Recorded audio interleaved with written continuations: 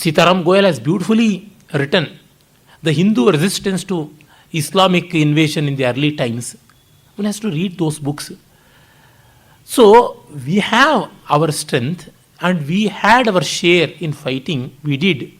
But only in the post-independent India we are losing. In the pre-independent India, in spite of all difficulties we fought, but in post-independent India, we are troubled by our own people. I remember one story, when blacksmiths and goldsmiths shops were adjacent to each other. Then somehow by accident, one gold bit jumped into the blacksmith's yard and fell next to an iron piece. And the iron piece said, "Oh dear, how come you are here?" Then the gold piece said, "See, it's so bad. Somebody belonging to some other caste was beating me. I could not tolerate, so I jumped away." Then this says, the piece of iron says, "Your case is agreeable. A person not of your race, not of your class, is hitting you, the hammer. But in my case, the same person who suffered all the trials of mine is beating me. You just think of my fate and my situation." This is what happening in post-independent India. Well, less said is better. Now we shall focus on some of the salient features. I told about the physical and the spiritual levels and their mutual cooperating synthetic levels also. Generally, when we have two diverging viewpoints, we think they are opposed to each other. But they are acting at different planes. No way. If in the ground floor I have my kitchen, just above me, in the first floor, if somebody is having a bathroom, will my kitchen disturbs? Will my kitchen become disturbed? No. Likewise, they are acting at different levels. No finger is equal means they work efficiently because of inequality. Like that, at a higher level, we will be having synthesis, and that's how the synthesis of flesh and spirit has to be reached, and that has to be forged, and that is seen in our tradition. And then we have one more beautiful aspect in Indian culture, that is adhikari bheda. All are equal, but differently equal. All are equal in the sense of spirit, not in the sense of reality. And that's why the champions of equality should think equality is not a reality. See, physical equality, can it be achieved? No, nowhere. Starting from gender, we have difference. So, in difference, we can't have equality. Physically, we are not equal, even by physical features, strengths and weaknesses, different race, different age, and all that. And culturally, we are not. Different cultures have different senses, different ways. We all know. The simple thing, in old Mysore tradition, whenever an elderly person is seen, if we don't have a turban on our head, we used to have the turban and then salutate. But in the West, to bow down in front of a higher authority, women means we have to remove the headgear, remove the hat. So these are the cultural etiquette, and they differ. Starting from such simple things, we have so many. And then economic differences. Do we have economic equality? Never. Never we can think of that. And also, regarding the social equality, do we have equality? I can't see any social equality. Married person is something, unmarried is something, divorced is something, single parent is something, multi-parent is something, like that so many we have. Multi-parent may be a new word of my coining, but we do have. Fathers marry thrice, mothers marry 4 times, then the children will have multi-parents, is it not? All this will happen. So, there are so many differences at the social level also. Likewise, all the thinkable areas, we don't have equality. Then where do we have equality? Only at the level of spirit we have equality. But unfortunately, the champions of equality, they are not spiritualists, they are materialists. The communists are the first brand equality proponents. But they are completely against spirituality. We say only at the spiritual level we can have equality, and I have proved it. But they don't agree means they are not for equality. They are hypocrites. They are just spitting and running, like hit and run case, spit and run. They are doing that. Then Islam and Christianity, do they respect spiritualism? No. Any institutionalized religion cannot respect spirituality. For institution will become the highest entity. That's why nearer the church, farther the Christ. That proverb has come. Because spirituality tries to have equality. But in Christianity and Islam, a non-Christian and non-Muslim is condemned to hell. When that is the case, how can those religions proclaim equality? And in the rest of the realms, we don't have equality, I have again proved. In Sanatana Dharma, the beauty is Sadeka eva asit, Somya tadeka eva agra asit, quoting the Vedas. Chandogya, it is said. In the beginning, it was one and the only supreme consciousness. Nothing else existed. So Syam, Bahusyam, that thought, Bahusyam praja yeyeti, I shall become many, it thought and multiplied. Ekaki naramate, alone is boredom, so loneliness is boredom, let me multiply, like that. This is a metaphor, this is an analogy, that's all. It is not the literal reality. But only one thing it is revealed, as Bhavabhuti says, Ekorasa karuda eva nimitta bhedat bhinna pratak pratyashrayate vivartan avarta budbuddha taranga mayan vikaran ambho yata salilamevahi tatsamastam. It's the water and water alone. The waves, the droplets, the whirls, all these are nothing but the apparent things, seemingly different things of water. So that is the one supreme consciousness, Brahmaikam. This is the bedrock of Indian culture. And unfortunately, whenever people ask, what is the essential feature of Sanatana Dharma? We start Punarjanma, Karma, rebirth, that, this and all. How stupid it is. Karma theory is a superficial one. Karma itself is a relative one. Only when we have Kartru, we have Karma. When there is nothing like Kartru and Karma and Kriya, how can there be Karma? See, any experience, we forget ourselves. That is the nature of experience. For example, when we are listening to beautiful music, what is the sign of enjoyment? I forgot, I lost. And even in our languages, we have similar words. Manohara, Chetohara, Chittapakarshak, Chittapahari, like that. Chitta manas means I already told the seat of duality. Dvandvatmakam manaha. When mind is lost, the differences are lost. So when we are experiencing means we have forgotten everything. When the differences are wiped off at least for a while, then only we could experience. People say we don't have concentration because they cannot rise up to the level of non-differential state. When one could rise up to that, concentration has naturally come. See, when something is absorbing, we don't feel the time. We don't feel the place. When we enter into sleep, how long we slept we'll be knowing only by inference. I entered bed at 10 and now I'm rising by 6. So I had 8 hours of sleep. That is inference. But 8 hours was not experience. During the period of sleep, again and again, waking up and looking at watch means I would have slept. Can we say that as sleep? So, the forgetfulness of space and time, the difference is called experience. When that is the case,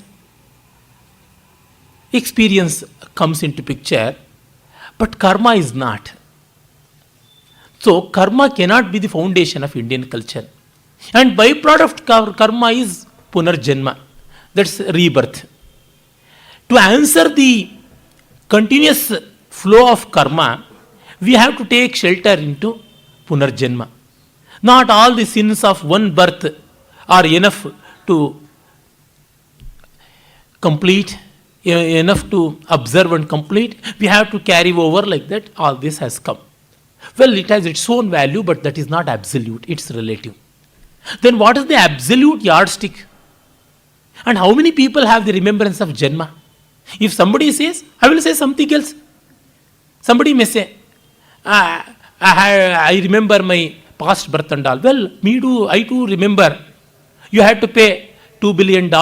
Let me get that. If I say, will you agree? No, you say, no, I will say. Who will prove that? And some other shrewder person should come and say, no, both of us were shareholders and you took loan from me, so you have to give.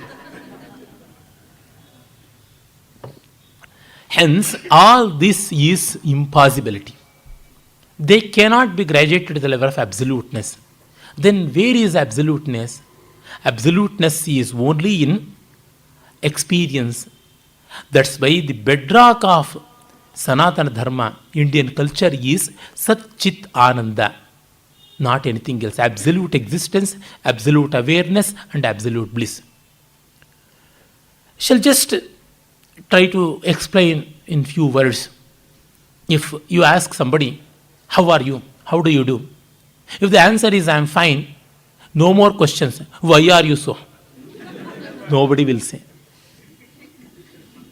You see, the very opening sentence of Tolstoy's Anna Karenina novel, a very beautiful novel, all happy homes are alike, but every unhappy home is unhappy in its own way.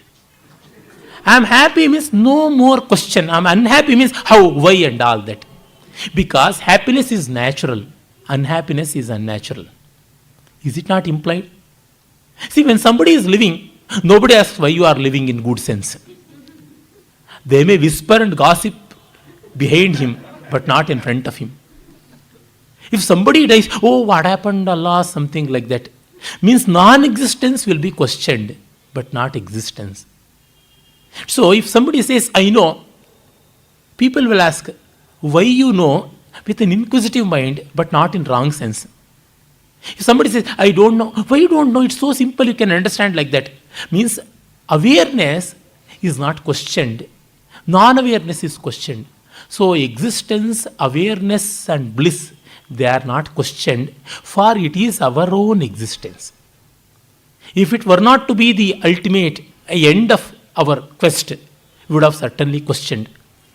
To bring one more analogy, the fairy tales and the most enjoyable, beautiful tales of romantic princesses and heroic princesses and all, heroic princess, romantic princesses and all, in our childhood, our grannies and all used to say, the princess was saved from the clutches of a wicked witch or wizard, and then the prince married her and they lived happily. Then what? Nobody questions. But in reality, then only starts the real story. Marriage is only a comma, not even a semicolon. But they lived happily means no more question. Because that is the very nature. So, this is the foundation of Sanatana Dharma. Satyam Jnanam Anantam Brahma Satchidananda, that is the foundation of Sanatana Dharma. And you would have seen in yesterday's Purusharthas, Yajna Dana Tapas, Rita Rina Dharma, and Adhibhuta Adhideva Adhiyajna, and also in today's Satchitananda, never did I quote any texts as authority to support my argument. I just recollected and put forward some of the examples and analogies from our own experiences. No quotation, no name dropping, no somebody said, some Tom, Dick and Harry told like that. Because it is all in your experience. And this is the validation of Sanatana Dharma. Sanatana Dharma never waits for anybody's validation. It's one's own. See, if I am sure of sugar is sweet, means even crores of people scream that it is not sweet, I will not accept. Even if I accept, like Galileo, only lip sympathy. It's a convenient answer, not an answer of reality. So, Sanatana Dharma never depends on texts. And why we respect Vedas and texts and all? Because they are endorsing our experiences. So, the scriptures are respected because they agree our views. But that is not so with Bible or Quran or Das Capital. So, this is the bedrock of Sanatana Dharma, eternal inquiry and eternal rationality of universal objectivity, well rooted in spirituality and equality of that order. So, Satchidananda is the foundation of Sanatana Dharma, and we shall meet by 11:30. Thank you. We had a very absorbing. Just now we were having a very interesting discussion in the small break itself. Why we lost in these 2000 years? Is it because of the policies of people like Ashoka? That was one of the questions. I wanted to touch upon that, and I'm glad that that point was raised. Yes, I often feel so. Buddha was a great champion of Dharma, and I have great respect for him. And even Jainism, they are all nothing but the byproducts, internal critics of Sanatana Dharma. So they are part of Sanatana Dharma, whether they agree or not. I can prove from their own text that there are internal rebels, internal corrections for Sanatana Dharma. But the spirit of Buddha was misunderstood by many people, and even Buddha never thought of some of these things. Anybody is product of time, whether it is Buddha or Shankara or Mahavira or whosoever. We are all products of our time. So no person should be taken as complete. We have to take everybody with pinch of salt, sometimes with a bowl full of salt. Buddha, in his address to the Lichavis, he gave Saptashils, 7 Shilas. And the import of it is, Lichavis were the warring class belonging to Vajjigana of Vaishali, Vesali as it is called in Prakrita, one of the provinces in Bihar. And they were stern people opposing the advent of Magadha Empire. Magadha Empire was imperial, ruled by Bimbisara Shranyaka and his son Ajatashatru. These Lichavis were republicans, and everybody from the family, they used to be elected, and there was a Ganatantra Vyavastha, that is republic, and there was an institution called Samsthagara, a parliament, and Sannipata, people should assemble, and Shalaka Grahana, casting the votes, all these were there. And then a constitution like thing, Praveni, like that we had so many. We get all this information from the ancient Buddhist and Jain sources as well. These people went to Buddha and asked, especially the great leader of these Lichavis of Vaishali, the Simha Senapati. In Siha Sutta we have, in Sutta Pitaka of Buddhism, these discussions. And then they went. And Vassakara or Varshakara, one of the ministers of Ajatashatru, he also went to Buddha. How to conquer the Lichavis. And the Lichavis had gone, how to protect ourselves from the Magadha onslaught. Then he said, the Lichavis could protect themselves with these 7 steps. And the import is, when and where the war drums are beaten, when the war trumpets blow, then if everybody among your group, if they leave the jobs, their respective jobs, and pick up the useful weapon, suitable weapon, and rush to the battle yard, till then your republic and democracy will be saved. As long as your youngsters go to the parliament and actively participate in discussions and ruthlessly analyze the approaches of different people, till then your democracy is saved. Like that. He gives 7 steps. Most of these are the repetitions of these 2. But what I mean is preparedness in war, and then facing the ruthless attack with strategies. And even in the time of peace, aware of that. Ever vigilance, Nitya Jagrata Prajna, that's what needed. And the Varshakara is answered. So, as long as Lichavis assemble well in the Santagara and the Sanipata, Shalaka Grahana, they're all going on well, you cannot conquer them. As long as they assemble in the war field with full jubilance, with the prepared weapons of them, leaving aside their personal works, till then you can't conquer like that. But unfortunately, this Saptashila of Buddha was forgotten, and some wretched Panchashila was propagated by Nehru in the recent China war. You know, Buddha was for war. He advocated war. And nowadays, the so-called communists, they are saying Buddha as a great symbol of equality, social equality and all. True. But Buddha was never against kings.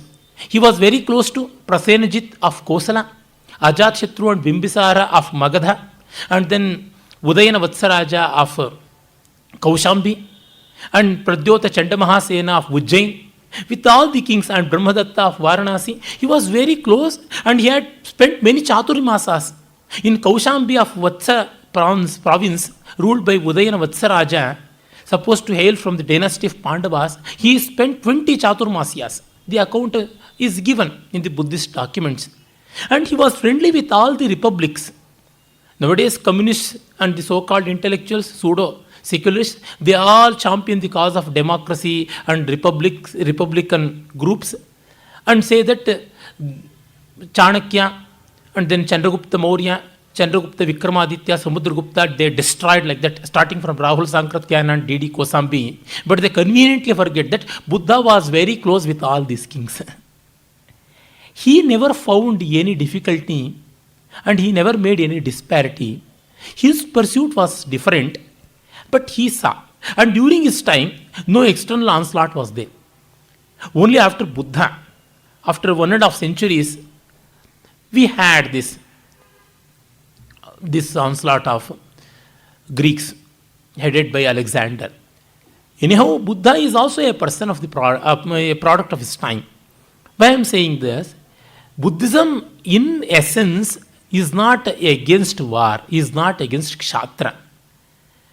And many people, the Mallas, Yaudheyas, Koliyas, Malavas, all these Ganas, they were devoted to Buddha and they used to come and take their advice. And Buddha never gave non-violence as the only Ekamulika mantra to one and all. And many kings of India were Jains, whether Hoysalas or some of the Rashtrakutas, and not to speak of kings of Gujarat, Malwa and other provinces. But they were all fighting, they were all warriors. And many kings, though they were Sanatana Dharmis, they encouraged Buddhism and Jainism, but they were not withdrawing from war. So the Kshatriya spirit was there, and Jainism and Buddhism didn't derooted, it's not possible.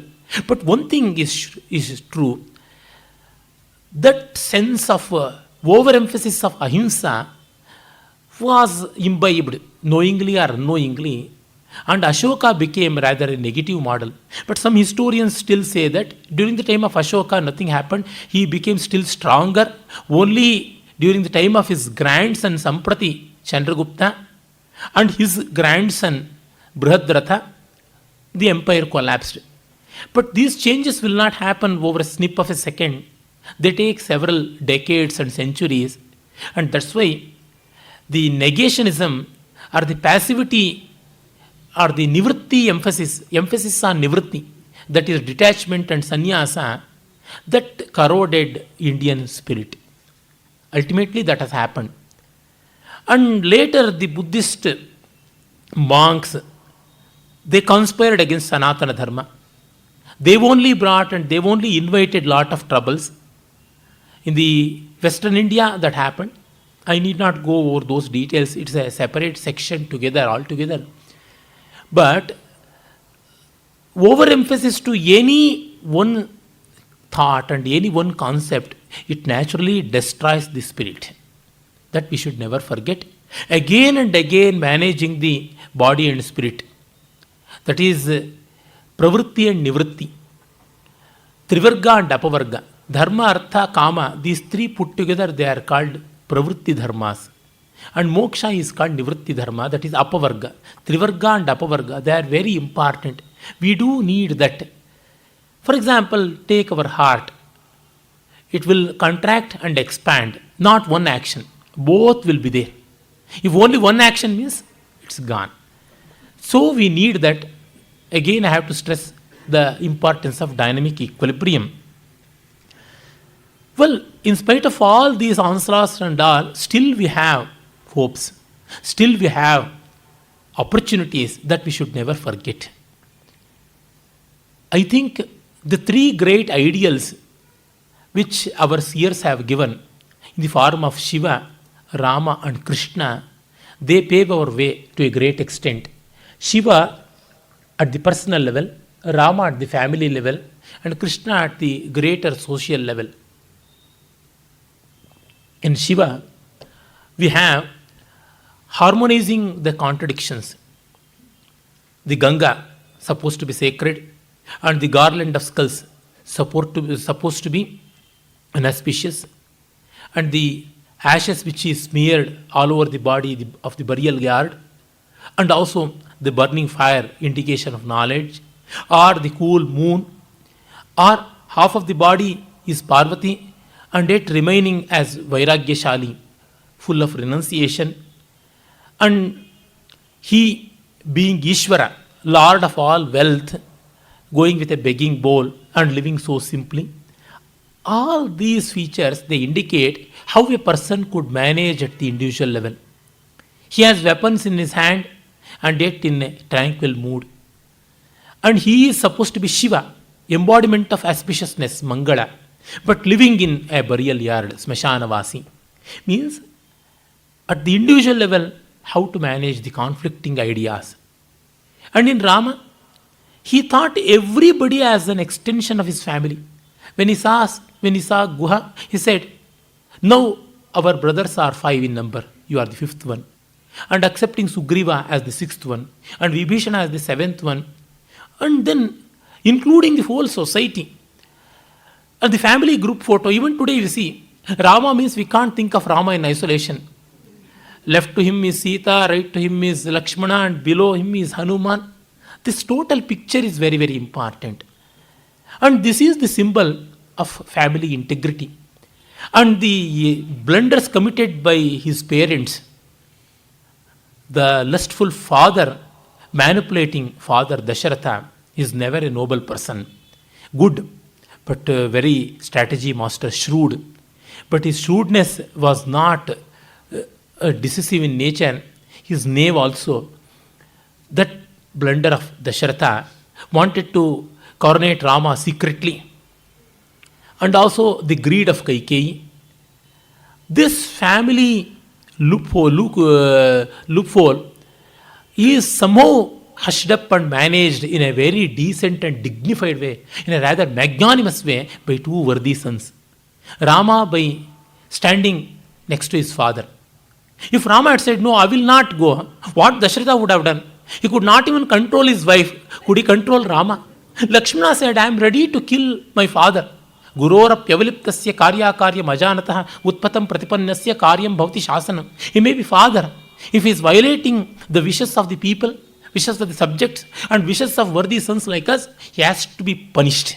Punishment is chopping of the head. As Bodhja says, Rama, you don't walk in the forest with bare feet and making your feet injured and wounded and shedding blood. Let my hands become that. I shall wield my weapon. So he says. But Rama says, no, not that. He is welcoming. And also another worthy son, Bharata. Temptation came to him 2 times. Once by the mother. He renounced. And then by Rama. Even then he renounced. I am ready to carry your sandals and place it on the throne and wait for you. This way, the blunders committed by the parents were managed well, and the family unity was protected by Rama. And he treated his subjects like that. Please don't question about Sita Parityaga. It's a very big section by itself. I have to take one complete discourse of a week-long one on Ramayana. That's why, please don't question. Not that we don't have answer. We do have answer, but it needs lot of treatment. Well, Rama is the embodiment of family, and Krishna is the embodiment of whole society. Every facet of him is for the concern of society. See, when Narakasura had in his clutches many women, in Mahabhagavata Purana it is said 16,000 princesses. The number and their social status is not important. But many women were ravished by him. Nobody were ready to accept them. After killing Narakasura, they had no place, no shelter. From the frying pan falling into the fire itself was their situation. And none were ready to accept. Then Krishna accepted them. If not, they should have gone to Kamatipura, that's all. No other solution was there in front of them. So Krishna gave a respectable social position to them, Mrs. Krishna, in front of them. A board to hang. Means, at the cost of his name and fame he could do. The social concern in him. That's one example is sufficient. So this inclusivity is very, very important. When we lost this power of inclusivity, the Scythians, the Polynesians, the Finnish people, the Huns, the Greeks, and many more people came and invaded, but all people belong to the pagan culture. That's one important feature we should never forget. They never belonged to any prophet, any one god, any book. They were all absorbed into Indian culture. The Rajputs, and even stories say that the Chitpavans of Maharashtra, they were also from some other group, some other community. That many people are there. All were absorbed. They became Kshatriyas and even Nagara Brahmanas. You know, many North Indian Brahmins, they have their surnames, Ravishankar Nagar, like that, Bhattanagar. All these people, they were absorbed. Means to all Varnas these people entered. Heliodorus, a Greek, became Vaishnava and he erected a Vishnu Dhwaja in Vidisha. I have seen that. And an inscription also is there in Brahmi script there. I have gone through that. Why I am saying, lakhs of people they were observed. Not to say about Mihirakula or Kanishka, Vishka, many people are there. And even we should not think that the Shudras were completely condemned. In the Puranas it is clearly said, Nandantam Kshatriya Kulam. After the derooting of the Dhanananda, Nanda dynasty of Shishanagas, Mahapadmananda, Mahananda and others, Chandragupta Maurya, a Shudra, a tribal person from the clan of Pippalas, Maurya clan, from the Pippalavana. He was installed on throne by Kautilya. We know that. No king of Kshatriya background existed. That's how all our historical records they say. Guptas were Vaishyas, and then Pandyas were Vaishyas, and Vaishyas have their Shudra background, of course. And the Mysore Wadayars, who ruled for more than 800 years, they came from the cowherd group Yadavas. Like that, you see, the Chandelas, the Paramaras, they are all people belonging to Adivasis and Shudras. Many Nayaks, they are all hunters and other people. Starting from the nomads, we have the business clan, business group coming and occupying the position as the rulers. That way, vertical and horizontal mixing up and dynamic society without watertight compartments was there. Like that, we do have these evidences to show that our society was never rigid, but there were many rules. I don't know to what extent they were applied. Are they wishful thoughts? Because all the rules written in Manusmriti or Yajnavalkya Smriti and Parashara Smriti may not be in reality, we don't know. But whatever may be, since 1500 years or 2000 years, we do find a rigid caste system also, and to an extent untouchability practiced. But people like Yale Bhasham, they say, in spite of all these, minimum number of slaves were there. When compared with Roman Empire or Assyrian Empire, Babylonian Empire, or with the Greek civilization, India had least slavery. Kautilya says, Natvet Varyasya Dasya Bhavaha, like that. And one more thing, spirituality was allowed and accommodated. Everybody had access to spirituality. And everybody had access to literacy. Dharmapal's beautiful tree itself is a good illuminating book. There from the British documents itself, he shows how all community had education. And we should not think of literacy in present context. Education is different, literacy is different. We have many such cases. Many women belonging to communities like the courtesans, the Devadasis and Rajadasis, they became great poetesses. An example of Maduravani, for that matter, of Tanjavur, 17th century, belonging to Raghunatha Nayaka's court. She knew 6 languages, to versify in 6 languages spontaneously. She used to play veena and then perform Shatavadhanam. In 12 minutes, she could compose 100 verses. Tattadra Ghatikardha Nirmita Shatashloki Panigramani. And she was a devoted student of Govinda Dikshita and learned many Shastras and used to participate in Vakyarthas.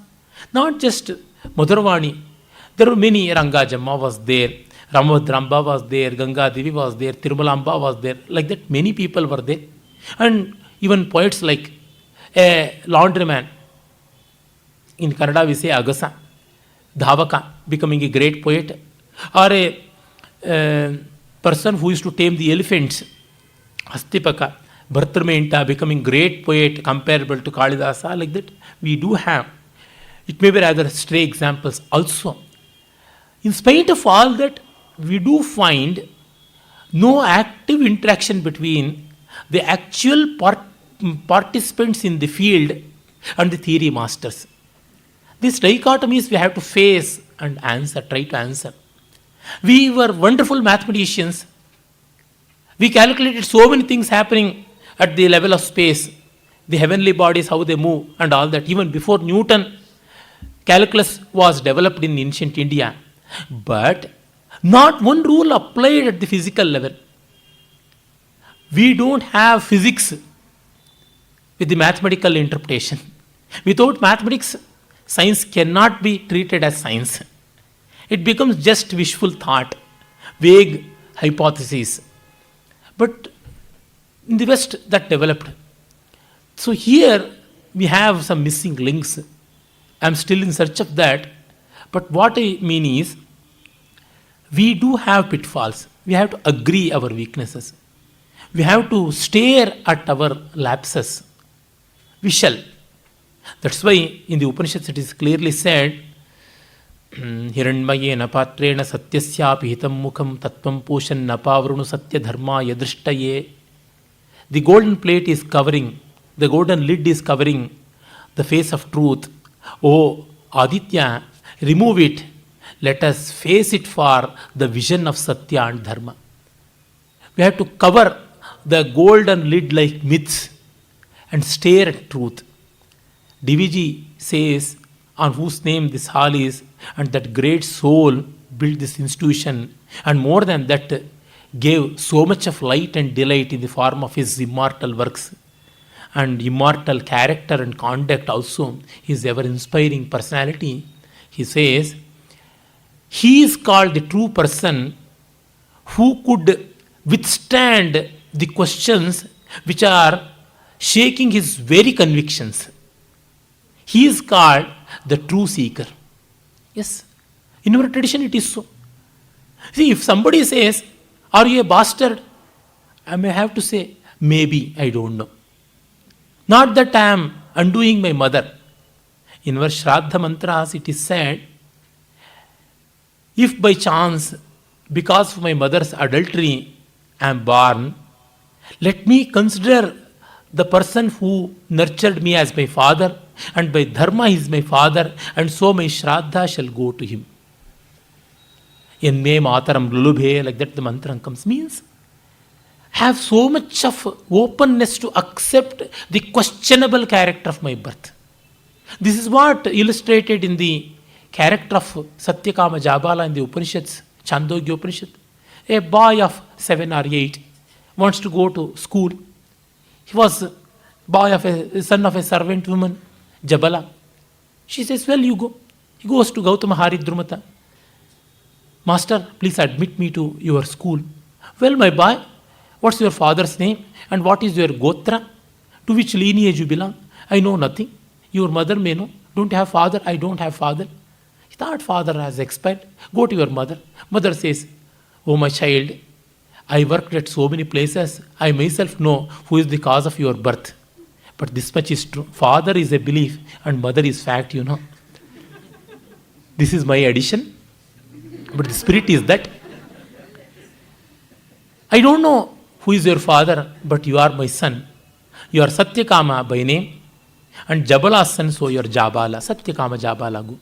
He quietly comes and says, I don't know anything about my father. I am Jabala's son, Satyakama Jabala.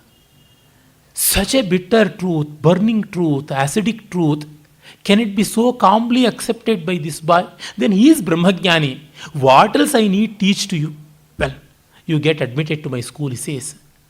And this is the spirit from which we have fallen. I feel like crying. But what to do? We have to stare at it. If not, our culture and we people will never get any solution. Well, now we have a few more things. Some of the salient features, I have to say, what is the distinguishing feature from others? I told we look at the most fundamental commonality, the underlying universality. At the same time, there are some differences also. They will be there. Some differences will be there. Especially with the modernity we'll be having. One such thing is regarding the dating, which is older, which is posterior, which is anterior, like that. So much of time is spent. And it is said Indians don't have sense of history. We don't keep track of records and all that. Well, it may be true. But our purpose is different. Means more than the records of history, we want to take lessons from history. We are more bothered about the philosophy of history. But by saying so, I am not ignoring the importance of history and the chronology and others. But what points we have that we should look at it. Like that when we see, we take the spirit of history. And that sense, history is written only when an event is complete. See, only when a civilization is dead, we start writing about that. Only when a person's life is complete, then only we can write a complete biography of him. Ours is an unbroken tradition. We can't write history. We can only think of currency, present tense. And that's why we are not tired of writing Ramayanas and Mahabharatas again and again. This is how living culture cannot write history. And again, we look at our acharyas. Nobody says, I am original. We are echoing the past masters. The same Brahma Sutras, they are interpreted from the realistic schools of duality and quasi-duality of Madhva or Ramanuja, or ideality of non-duality in the path of Shankara, or subtle differences there, Bhaskara, Yadava Prakasha, Nimbarka, Vallabha, many, many more. And even on Bhagavad Gita, so many commentaries are written. For that matter, I shall take up even more clearer example. Natya Shastra has Rasa Sutra, the cryptic aphorism of aesthetic experience. So many interpretations came. Lolata said one thing from the realistic school. From the logistic school of reality, Sri Shankuka said. From the realistic school of orthodoxy, Bhatta Nayaka said something. And from the spiritual school of idealism, Bhatta Tauta said. And his student Abhinav Gupta improvised that and propounded. And he gives all the earlier discussions and shows where they are wrong. And it says, we respect all. And I am now giving something new. I am giving something. What is that? It's already said by Bharata. Uktameva khalu nanu munina nahi rasadrate kaschidartha pravartate. Means we try to connect any modern development to the older one. It may become hilarious also at times. One of my friends used to say, a North Indian friend, In Hindi, every thesis starts with Veda. Vedom mein aisa ullekh hai. If not, Vedom mein aisa ullekh nahi hai. Well, it may be a rather trivial thing, but our tendency is that we try to make an internal connection. Wherever we go, we invoke Ganga. Even in this cup of water, I make Matsya Mudra, Gangecha Manecheva Godavari Saraswati, like that. Means what? We find our locus at any place and any time.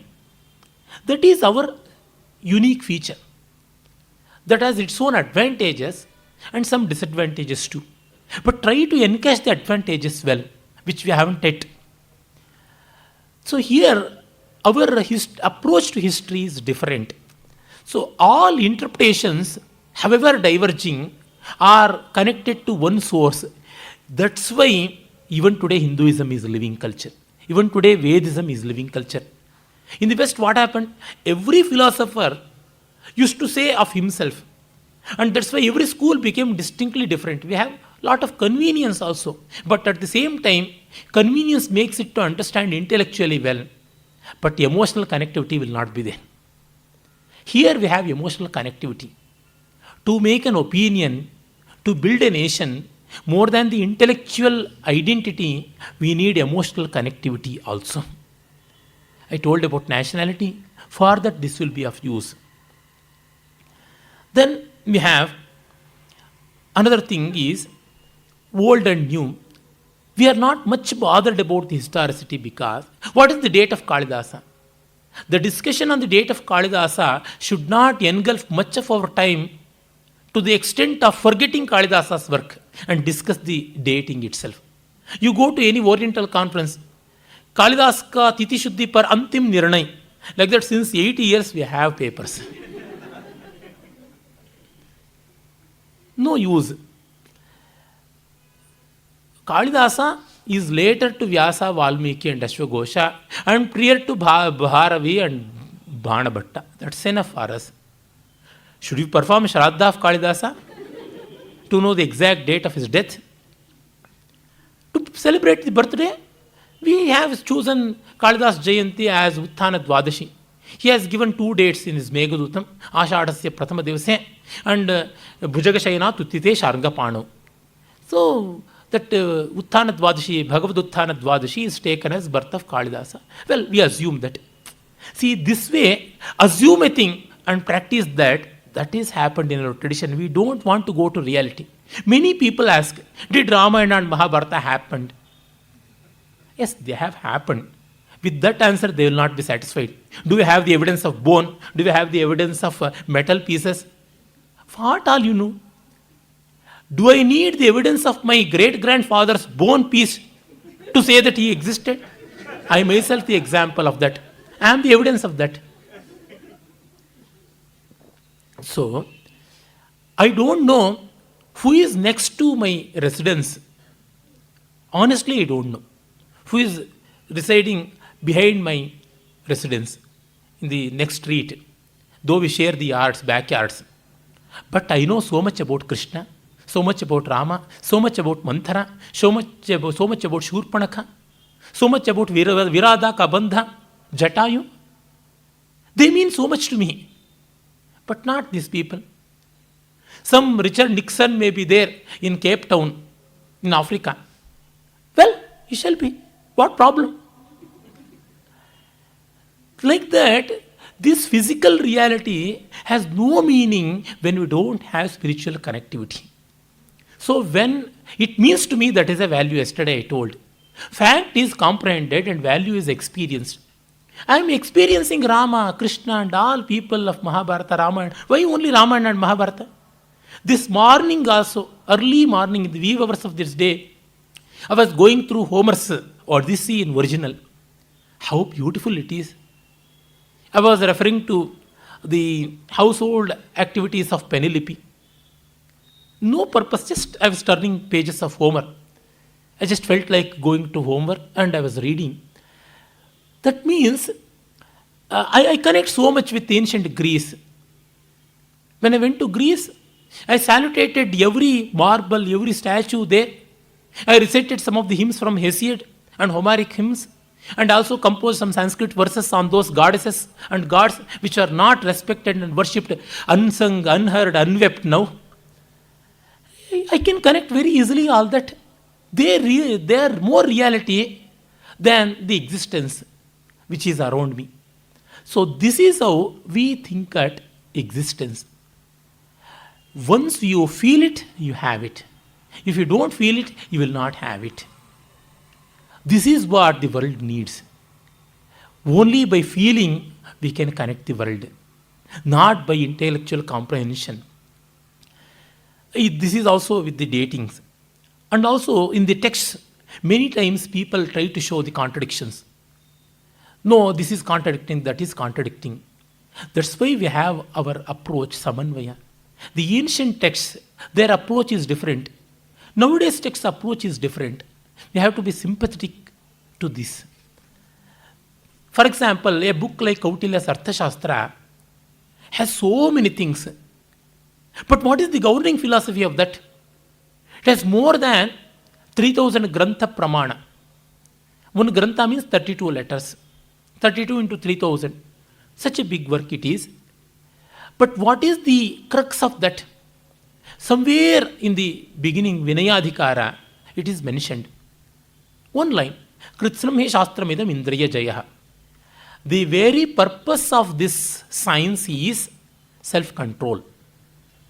Can one imagine a book written on polity, administration, economy, and other things, such a mundane work? Can it have that as the philosophy of that? Yes, it's a very ignorable, seemingly evasive line, but very profound. Like in Bhagavad Gita also, so many things have been told, and even Arjuna got confused. Vyamishrameva bhashase. You are speaking in such a way that I am getting confused. Tadekam vadanishchitya, please tell me correctly one. Like that. On behalf of us, Arjuna has given his feedback long ago. But in Bhagavad Gita, we have such lines which govern that. We can as well feel, we have that. The very purpose of Bhagavad Gita is to overcome bhaya, shoka, moha. Kachideta chrutam partha tvayekagrena chetasa kachid ajnana sammoha pranashtaste dhananjaya. The last enquiry of Krishna. Ajnana sammoha. The ignorance enamored by me and mine. Ahanta mamata. Has it all gone? Has it all wiped off? Nashto mohaha smritir labdha tvat prasadatmaya chuta stitosmi gata sandeha karishye vachanam mama. All my ignorance and the clouding, haunting problems of me and mine, ahankara and mamakara, I have cast off, they are all dispelled, I am now ready to work. So the steadfastness, the readiness to work, that is the essence of Bhagavad Gita, and that can only happen when he realizes the Atma Nityatva. And that's why the second chapter is the most important one. Second chapter is the abstract or the synopsis of Bhagavad Gita, the wonderful research paper. And the last chapter is a wonderful sum up. And all the intermediate chapters are elaboration. And in any elaboration, we may be seemingly contradicting here. When we speak too much, it's very likely to get contradicted. Language itself is so. The nature of logic is that Tadeta apratishtitatvam nama tarkasya bhushanam, Shankara says. Logic is always untenable. It is not decisive. We can go on with all the logistics. So, this way of looking at the text is very, very important. More than the quantity of certain statements, it is the quality of the statements that is very important. Natyashastra has 6,000 verses. But the crux of Natyashastra is Nahi rasadrute kaschidartha pravartate. Apart from the rasa, there is no purpose in art. There is no purpose left for art like that. So these things we have to know. Mahabharata, What is the essence of Mahabharata? Even the same thing. The two trees of dharma and adharma are represented. Yudhishthiro dharmamayo mahadrumaha, Duryodhano manyumayo mahadrumaha, like that. And then Moolam Raja Dhritarashtraha Amanishi. The root of adharma vriksha is, the tree of adharma is the ignorant and then greedy Dhritarashtra. Here Moolam Krishna Brahmacha Brahmanascha. Here the dharma vriksha's moola, root is Krishna, the highest truth, and the people who seek that. This is the philosophy of Mahabharata. Like that, we have to know Dr. Vishnu Sitarama Suktankar, the great person who edited the critical edition of Mahabharata, a visionary, as a swan song, he delivered 4 lectures on the meaning of the Mahabharata.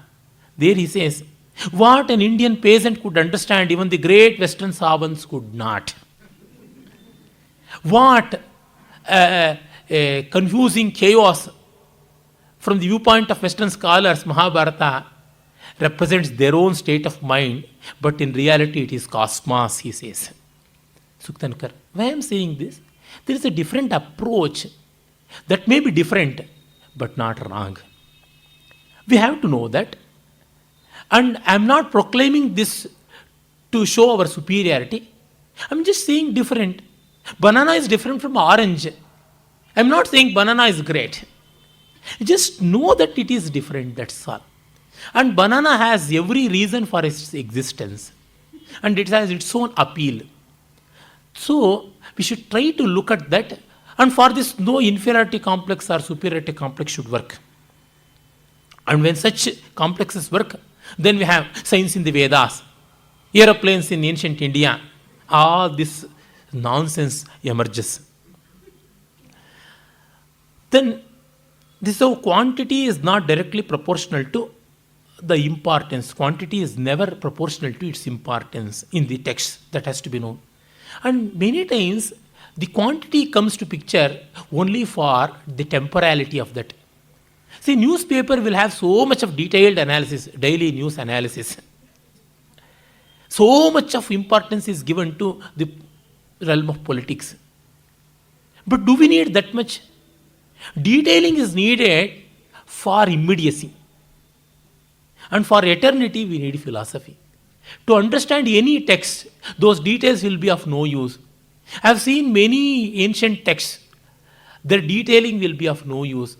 For example, in Manusmriti or in any Dharma Shastra, how a person should have his day routine, it has been given. None can live like that. If somebody lives, he will be living for nothing. His life itself will be meaningless. But the philosophy of that is within few verses. That's enough. Today, nobody can 100% apply Kautilya's Arthashastra. For example, regarding fortification, he says Jaladurga, Giridurga, Vanadurga, Marudurga, Staladurga, like that all. Fortification by water, fortification by forest, fortification by deserts, fortification by mountains and all. But today, when we can have commandos by airdropping and push button operation to bomb a place, what for this fortification comes? Then what is the philosophy of that? All that pages and pages of textual material, we need protection. That's all. Nothing more than that. So, in spirit, when we look at that, it is always very little. That's why I am not generally encouraging lectures on pure philosophy. Because philosophy is the distilled wisdom, and within few sentences it will be complete. And if people carry on lectures for years and years, means it is not for philosophy, it is for bhukti, not for mukti. To collect funds for their humble ashramas, which cost billions of dollars. And to smear sandal oil to their beards, they may be using all that money. And then structure and substance. This is again form and content. I have told that. And also the Adhibhuta and Adhyatma, again coming to structure and substance with the Adhidaiva. We need belief. Without beliefs we can't live. So that's why belief is accommodated in between Adhibhuta and Adhyatma. It's of a different plane. For example, see, sun is a glowing physical reality, a burning physical reality, burning heap of helium revolving around